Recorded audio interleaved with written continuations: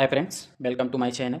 हम लेके आए हैं अभी हमने सिविक्स का कर रहे थे, लोकतांत्रिक अधिकार क्लास 9 का एनसीईआरटी के बुक का हम कर रहे थे। ठीक है, तो एक ये डिस्क्रिप्टिव क्राइटेरिया की तरह नोट्स हैं जो केवीएस, ईएमआरएस और एनवीएस के लिए जो थ्योरेटिकल पेपर आएगा, हूबहू सिलेबस है एनसीईआरटी का, बहुत ही हेल्पफुल होगा। ठीक, हमारे ऑब्जेक्टिव के लिए भी काम आ जाएगा और थ्योरी के लिए तो काम आएगा ही, और क्लास 9 के बच्चों के लिए बहुत ही हेल्पफुल होगा। तो हम शुरू करते हैं वीडियो। ठीक है, वीडियो जैसे भी लगे आपको, अच्छा लगे तो लाइक शेयर सब्सक्राइब जरूर कीजिएगा। तो शुरू करते हैं, हमने कुछ पॉइंट्स कर लिया था, अगले पॉइंट्स पे बढ़ते हैं। स्वतंत्रता का अधिकार, अभी हमने समानता का अधिकार पढ़ लिया था, अधिकार के बारे में अब शुरू करते हैं दूसरा जो स्वतंत्रता का अधिकार है। ठीक है, स्वतंत्रता का अर्थ क्या होता है? स्वतंत्रता का अर्थ होता है बाधाओं का अर्थ अभाव, मतलब कि जो हमें फ्रीडम मिल जाती है तो उसमें हमें बाधा नहीं रहती, यानी बाधाओं का अभाव दिखता है उसमें। व्यवहारिक रूप से बात करें स्वतंत्रता का तो इसका मतलब है कि हमारे व्यक्तिगत कार्यों में सरकार या अन्य व्यक्तियों का कोई अनावश्यक हस्तक्षेप न हो, वो क्या कहलाएगा? हमारी स्वतंत्रता कहलाए। स्वतंत्रता की सीमा की बात करें, ये कहाँ तक सीमित है? तो स्वतंत्रता का अर्थ है असीमित, मनमानी नहीं, यानी कि असीमित है लेकिन मनमानी नहीं। ये नहीं कि आपको छूट दे दी गई है, आप मनमानी करते जा रहे हो। हम अपनी आज़ादी का उपयोग ऐसे नहीं कर सकते जिसके दूसरों की आज़ादी का हनन हो, इस सीमा तक इस पर रोक लगाया गया है।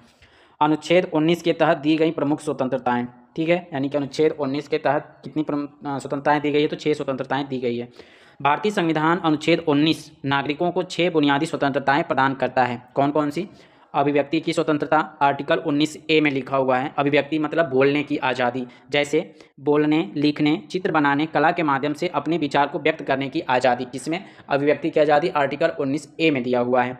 शांतिपूर्ण सम्मेलन की आज़ादी किसमें दी गई है? 19(2) में दी गई है, 19(1) के बी में दी गई है। ठीक है, बिना हथियारों के शांतिपूर्वक कहीं भी जमा होने या बैठक करने की आज़ादी, यानी कि बिना हथियार के, ये नहीं कि हथियार ले लिया और संपूर्ण सम्मेलन कर रहे हो, नहीं, बिना हथियार के आप सम्मेलन कर सकते हो।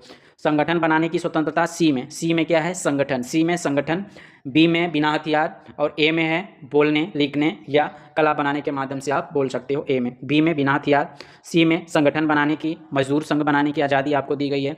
भ्रमण की स्वतंत्रता एक, डी में देश, डी में देश के किसी भी हिस्से में, डी देश के किसी भी हिस्से में, डी देश के किसी भी हिस्से में, सी संगठन बनाने में, बी बिना हथियार। ऐसे ट्रिक से हमें याद भी हो जाएगा। डी देश में किसी भी क्षेत्र में या किसी भी हिस्से में बेरोक टोक घूमने की स्वतंत्रता है। निवास, ई मतलब इवास, निवास, इवास निवास, निवास करने की या बसने की आज़ादी है। पेशा चुनने की स्वतंत्रता जी, 19(1) का जी दिया है। 19(1) का जी में क्या है? अपनी इच्छा से कोई भी काम धंधा या आज़ादी कुछ भी कर सकते हो। हाँ जी करिए, हाँ जी करिए, जी। अब आते हैं जीवन और व्यक्तिगत स्वतंत्रता का संरक्षण, अनुच्छेद 21 में दिया हुआ है। 20 कहाँ चला गया? आर्टिकल 20 जो है उसमें आपको जो सज़ा दी जाती है, उसमें सुरक्षा प्रदान किया जाता है। मतलब कि जब आपने जो कोई घटना किया है, उस घटना के बाद कोई कानून बनता है तो उस कानून के अनुसार आपको सज़ा नहीं दी जाएगी। जो पहले का कानून है उसके अनुसार सज़ा दी जाएगी। आपको किसी घटना के लिए एक ही बार सज़ा दी जाएगी, बार बार सज़ा नहीं दी जाएगी। आर्टिकल 19 क्या कहता है, 21 क्या कहता है कि जीवन और व्यक्तिगत स्वतंत्रता का संरक्षण, किसी भी व्यक्ति को उसके जीने का अधिकार और निजी स्वतंत्रता से वंचित नहीं किया जा सकता सिवाय कानूनी प्रक्रिया के। ठीक है, आर्टिकल 21 में जीने का अधिकार, बिना अदालती आदेश के किसी को मृत्युदंड नहीं दिया जा सकता है। आर्टिकल 22 क्या कहता है कि गिरफ्तारी और हिरासत के मामले में अधिकार, अनुच्छेद 22 इसमें है कि यदि पुलिस किसी नागरिक को गिरफ्तार करती है तो उसके पास ये अधिकार है। कौन कौन सा? गिरफ्तारी का कारण जानने का अधिकार, गिरफ्तारी के 24 घंटों के भीतर निकटतम मजिस्ट्रेट के सामने पेश होने का अधिकार, और अपने पसंद के वकील से सलाह लेने और बचाव करने का अधिकार इसमें शामिल है। स्वतंत्रता पर तार्किक पाबंदियां क्या क्या हैं? सरकार समाज के व्यापक हितों को देखते हुए इन स्वतंत्रताओं पर कुछ पाबंदियां लगा सकती हैं। कौन कौन से? आप किसी के खिलाफ हिंसा नहीं भड़का सकते, आप सरकार के खिलाफ विद्रोह नहीं उकसा सकते, इस पर आपकी स्वतंत्रता को रोका जा सकता है। आप किसी की प्रतिष्ठा ठेस या मानहानि नहीं पहुंचा सकते। सार्वजनिक व्यवस्था और शांति बनाए रखना अनिवार्य है। इन अधिकारों का उद्देश्य नागरिकों के व्यक्तित्व का विकास करना और एक जीवंत लोकतंत्र का निर्माण करना है। जहां स्वतंत्रता के अधिकार पर पाबंदियां लगाई गई हैं, आइए समझते हैं कहां कहां पे यह उल्लंघन है या संविधान की तहत उचित पाबंदियां हैं। सलमान रुश्दी की किताब पर प्रतिबंध सरकार ने लगाया है, तो क्या यह प्रतिबंध है या उल्लंघन है? तो स्थिति क्या है कि भारत सरकार ने जो सलमान रुश्दी की किताब का नाम है सैटेनिक वर्सेज को धार्मिक भावनाओं को ठेस पहुंचाने के आधार पर प्रतिबंधित कर दिया है सरकार ने। व्याख्या क्या है? यह अभिव्यक्ति की स्वतंत्रता अनुच्छेद 19(1) पर क्या है? पाबंदी है। ठीक है, संविधान के अनुसार अभिव्यक्ति की आज़ादी का उपयोग किसी के खिलाफ हिंसा भड़काने या समाज में अशांति फैलाने के लिए नहीं किया जा सकता। सार्वजनिक व्यवस्था और धार्मिक सद्भाव बनाए रखने के लिए सरकार ऐसी पाबंदी लगा सकती है। तो यह क्या हुआ है? पाबंदी लगाई गई है उस पर। फिल्मों के लिए सेंसर बोर्ड का प्रमाण पत्र, कौन से अधिकार का उल्लंघन हुआ है? तो अभिव्यक्ति की स्वतंत्रता पर यह पाबंदी लगाई गई है, उल्लंघन नहीं है। ठीक है, क्योंकि उनके किताब में ऐसी चीज़ें लिखी हुई थी जिससे समाज में दंगा भड़क सकता है। फिल्मों के लिए सेंसर बोर्ड का जो प्रमाण पत्र दिया जाता है। तो स्थिति क्या है कि फिल्म प्रदर्शन से पहले सेंसर बोर्ड को अनुमति अनिवार्य है, जबकि किताबों के लिए ऐसा प्रावधान नहीं किया गया है। व्याख्या क्या कहती है कि अभिव्यक्ति की स्वतंत्रता से जुड़ा हुआ है। जो फिल्मों के प्रमाणन बोर्ड पर जो सेंसर लगता है वह अभिव्यक्ति की स्वतंत्रता से जुड़ा हुआ है। चूंकि फिल्में एक बहुत बड़े जनसमूह को प्रभावित करती हैं, इसलिए सार्वजनिक नैतिकता और अव्यवस्था को ध्यान में रखते हुए उन पर पूर्व जांच की व्यवस्था है। हालांकि किताबों के मुकाबले फिल्मों पर अतिरिक्त पाबंदी चर्चा का विषय रहती है, यानी पाबंदी लगाई जाती है उस पर। यूनियन बनाने और हड़ताल पर रोक का विचार। स्थिति सरकार कुछ खास क्षेत्रों में यूनियन बनाने और हड़ताल पर जाने के अधिकारों को रोकने का विचार कर रही है। व्याख्या क्या कहता है कि संगठन और संघ बनाने की स्वतंत्रता अनुच्छेद 1C का मामला है। नागरिकों को संघ बनाने का हक है, लेकिन देश की अर्थव्यवस्था सुरक्षा के व्यापक हितों को देखकर सरकार कुछ विशेष क्षेत्रों पर इसमें सीमाएं तय कर सकती है। पूर्ण प्रतिबंध को अक्सर मौलिक अधिकार का उल्लंघन माना जाता है। अगर पूर्ण प्रतिबंध लगा दिया जाएगा तो वो अधिकारों का उल्लंघन माना जाएगा, लेकिन कुछ चीज़ों पर रोक लगाती है। अगर सरकार देखती है कि अब कुछ उल्टा होने वाला है या होने वाला है तो उस पर रोक लगा सकती है, थोड़ा मोड़ा, पूर्ण रोक नहीं लगा सकती। जब पूर्ण रोक लगाएगी तब इसको उल्लंघन माना जाएगा। लाउड स्पीकर के प्रयोग पर पाबंदी क्या के अंतर्गत आता है? तो स्थिति है कि माध्यमिक परीक्षाओं के कारण रात में 10 बजे के बाद लाउड स्पीकर पे रोक है। व्याख्या क्या कहती है कि यह अधिकार का उल्लंघन नहीं है, क्योंकि अधिकार का उल्लंघन इसलिए नहीं है क्योंकि आप म्यूजिक बजा रहे हो तो भाई किसी का तो डिस्टर्बेंस हो रहा है ना, कोई दूसरा प्राणी। तो अधिकार मानने का मतलब है कि हम भी काम करें और दूसरे को डिस्टर्ब नहीं। तो यहाँ पे अगर रोक लगा दिया जाता है, यह अधिकार का उल्लंघन नहीं माना जाएगा। आपकी स्वतंत्रता का मतलब दूसरों को सार्वजनिक परेशानी देनी नहीं है। छात्रों की पढ़ाई, शांतिपूर्ण वातावरण बनाए रखना समाज का व्यापक हित है, इसलिए यह एक उचित पाबंदी है। ठीक है, यह क्या है? उचित पाबंदी है यह। ठीक है, उचित पाबंदी है। अब बात करेंगे, यहाँ पे कुछ पॉइंट्स हैं। महत्वपूर्ण अनुच्छेद कौन कौन से हैं? 9A है जो अभिव्यक्ति की आज़ादी है। 9(1)C सी से संगठन, और अनुच्छेद 21 जो है गरिमापूर्ण और शांतिपूर्ण जीवन जीने का अधिकार है, अनुच्छेद 21 में। ठीक है, चलो बढ़ते हैं आगे। अब निष्कर्ष क्या हमने तक देखा कि संविधान हमें आज़ादी देता है, लेकिन वह असीमित नहीं है। यदि सरकार की पाबंदी समाज की भलाई या शांति के लिए है तो उसे उल्लंघन नहीं माना जाता है। यानी कि सरकार अगर पाबंदी लगाती है समाज के परिप्रेक्ष्य में, कि अगर पाबंदी लगा देती है, और पाबंदी इसलिए लगाती है कि समाज में दंगा ना भड़के, लड़ाई झगड़ा ना हो, तो उसको देखते हुए तो उसे उल्लंघन नहीं माना जाएगा। ठीक है, अगला अधिकार हमारा है शोषण के खिलाफ अधिकार। शोषण के खिलाफ अधिकार है, संविधान निर्माताओं ने यह निश्चित किया था कि देश के कमजोर वर्गों का शोषण न हो। इसके लिए 3 मुख्य बुराइयों को गैर कानूनी घोषित किया गया था। ये 3 मुख्य बुराइयां कौन कौन सी थी? मानव तस्करी पे रोक, दूसरी थी बेगार और जबरन मजदूरी का निषेध, और तीसरा था बाल श्रम। ये 3 बुराइयां थी उस समय। मानव तस्करी रोक पे जैसे संविधान मनुष्य जाति के अवैध व्यापार, खरीद बिक्री को रोकता है, विशेषकर महिलाओं की अनैतिक कार्यों के लिए मजबूर करना कानूनन अपराध है। बेगार और जबरन मजदूरी निषेध 2 भागों में बांटा गया इसे। बेगार में बिना वेतन या बहुत कम अनाज के बदले जबरन काम करवाना, और बंधुआ मजदूरी, जब कोई व्यक्ति जीवन भर किसी मालिक के लिए काम करने को मजबूर हो जाता है तो संविधान ऐसी किसी भी प्रथा की अनुमति नहीं देता है। बाल श्रम की बात करें तो 14 वर्ष से कम उम्र के बच्चों को किसी भी खतरनाक काम जैसे कारखाना में, खदान में, रेलवे में, बंदरगाह में लगाना मना है। पीढ़ी बनाना, पटाखे बनाना, दिया सलाई, छपाई में यानी प्रिंटिंग में, रंग रोगन जैसे कामों में भी बच्चों को लगाना गैर कानूनी है। घर का जैसे काम है, कोई बच्चा अपना दुकान है उसमें काम करे तो उसको बाल मजदूरी नहीं माना जाएगा। और उसके अनुसार क्या था? 23 और 24, आर्टिकल 23 और 24 जो है वो शोषण के विरुद्ध अधिकार है। ठीक है, अब आते हैं धार्मिक स्वतंत्रता का अधिकार। ये हमारा आता है 25, 26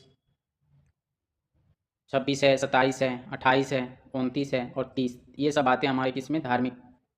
1 मिनट। धार्मिक स्वतंत्रता का जो अधिकार है इसमें 25 है, 26 है, 27 है, 28 है, 29 और 30 जो है हमारा वो किसे है? संस्कृति और शिक्षा से संबंधित है। तो हम पढ़ेंगे धार्मिक स्वतंत्रता के अधिकार के बारे में। धर्म, भारत का जो धर्म है वह एक धर्मनिरपेक्ष देश है। भारत क्या है? एक धर्मनिरपेक्ष देश है। इसका मतलब होता है कि शासन या सरकार का काम केवल व्यक्तियों के बीच के मामलों की देखना है, व्यक्ति और ईश्वर के बीच संबंधों को नहीं। आधिकारिक धर्म का अभाव। धर्मनिरपेक्ष शासन में किसी भी धर्म को राजकीय धर्म या आधिकारिक मान्यता नहीं दी जाती है। समान दृष्टिकोण, शासक को सभी धर्मों के प्रति समभाव यानी बराबरी का भाव रखना चाहिए और उनके तटस्थ या निरपेक्ष रहना चाहिए। नागरिकों को प्राप्त स्वतंत्रता, विश्वास की आज़ादी, हर व्यक्ति को अपना धर्म मानने, उस पर आचरण करने और उसका प्रचार करने का पूरा अधिकार है। धार्मिक प्रबंधन, हर धार्मिक समूह या पंथ को अपने धार्मिक कामकाज प्रबंधन करने की आज़ादी है। धर्म परिवर्तन, व्यक्ति को अपनी इच्छा से धर्म बदलने की भी स्वतंत्रता है। अधिकार की सीमाएं और पाबंदियां। स्वतंत्रता का अर्थ यह नहीं कि व्यक्ति अपनी मनमर्जी से कुछ भी करे, इस पर कुछ नैतिक और कानूनी रोक भी है, जैसे धोखाधड़ी पर रोक, किसी को झांसा देकर, लालच देकर या जबरदस्ती धर्म परिवर्तन करवाना गैरकानूनी। अमानवीय प्रथाओं पर रोक, धर्म के नाम पर नर बलि या पशु बलि देना भी प्रतिबंधित है। लैंगिक समानता, ऐसे किसी भी धार्मिक रस्म की अनुमति नहीं है जो महिलाओं की आज़ादी का हनन करती हो या उन्हें कमतर मानती हो, जैसे विधवा का जबरन मुंडी कराना, उसके सफ़ेद कपड़े पहनने के लिए मजबूर करना। शासन और सरकार की भूमिका क्या होती है? तो पक्षपात रहित। सरकार न तो किसी प्रकार के धर्म का पक्ष ले सकती है और न ही उसे विशिष्ट अधिकार दे सकती है। भेदभाव पर रोक।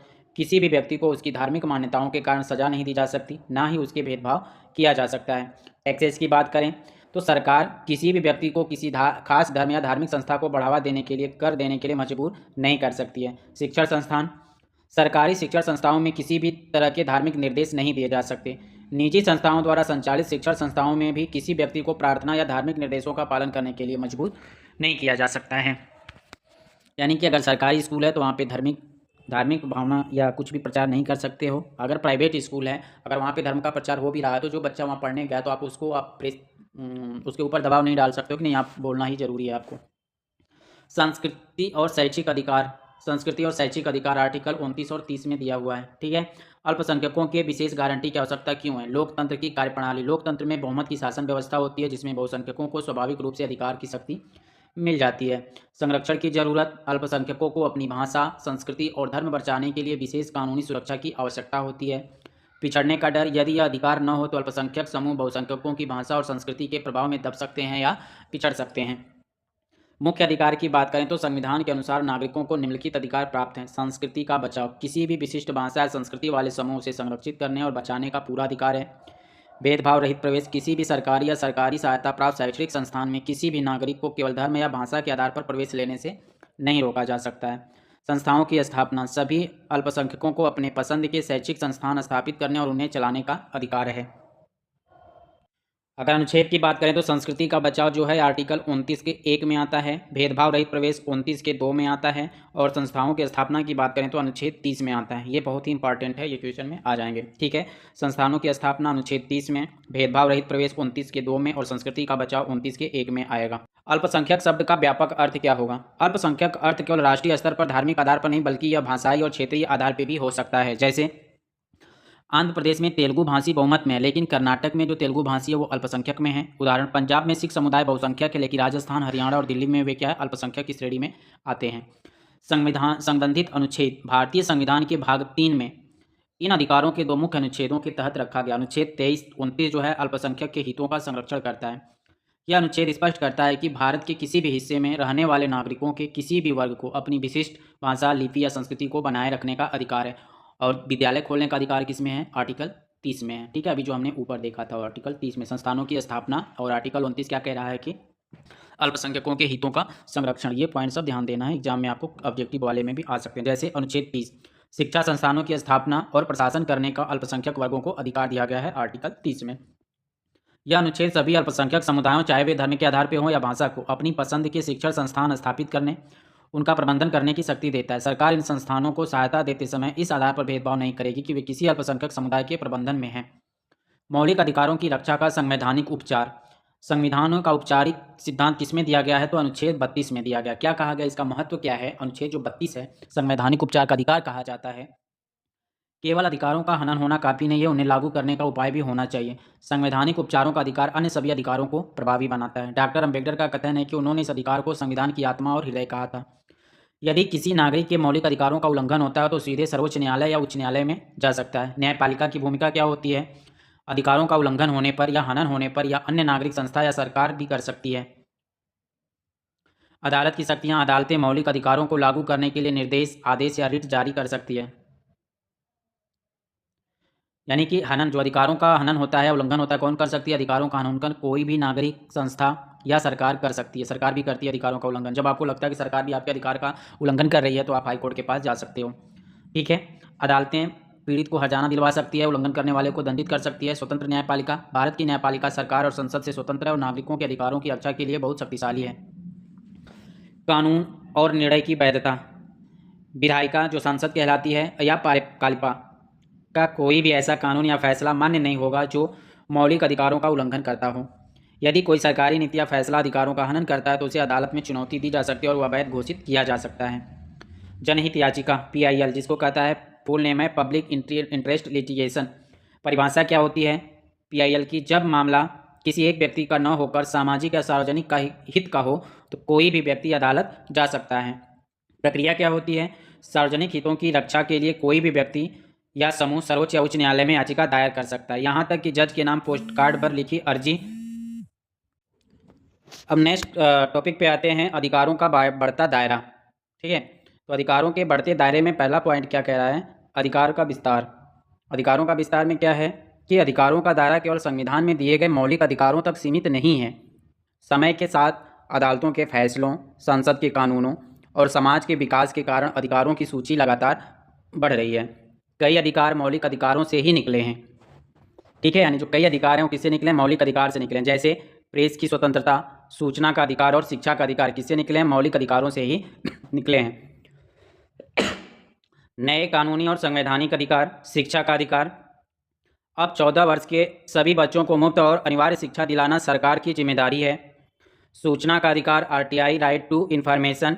नागरिकों को सरकारी दफ्तरों से सूचना मांगने और पाने का अधिकार है। यह विचारों और अभिव्यक्ति की आज़ादी।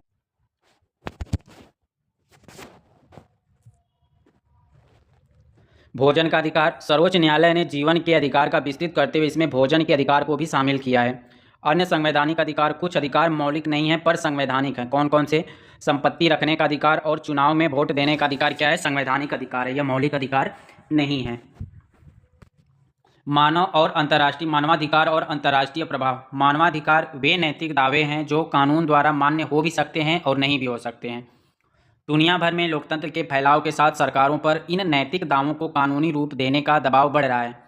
अंतर्राष्ट्रीय संधियों और प्रतिज्ञा पत्रों ने भी अधिकारों का दायरा बढ़ाने में मदद की है। दक्षिण अफ्रीका के संविधान के उदाहरण। दक्षिण अफ्रीका के संविधान में नागरिकों को कई आधुनिक अधिकार मिले हैं। कौन कौन से? निजता का अधिकार, नागरिकों के घरों की तलाशी नहीं ली जा सकती, फ़ोन टैप नहीं हो सकते और निजी चिट्ठी पत्री नहीं पढ़ी जा सकती। पर्यावरण का अधिकार, ऐसा पर्यावरण पाने का अधिकार जो नागरिकों के स्वास्थ्य के प्रतिकूल न हो।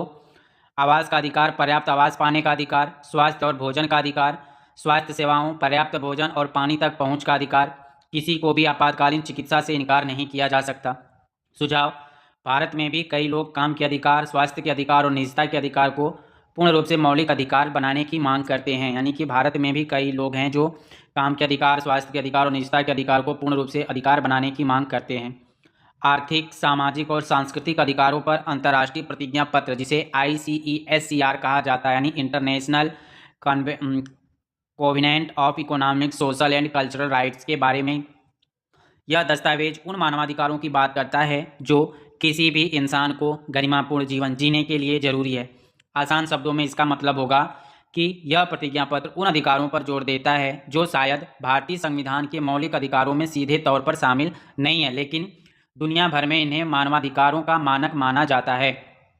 इसमें शामिल प्रमुख प्राधिकार क्या हैं? काम करने का अधिकार, हर व्यक्ति को अपनी आजीविका कमाई के लिए काम चुनने और उसके करने का समान अवसर मिलना चाहिए।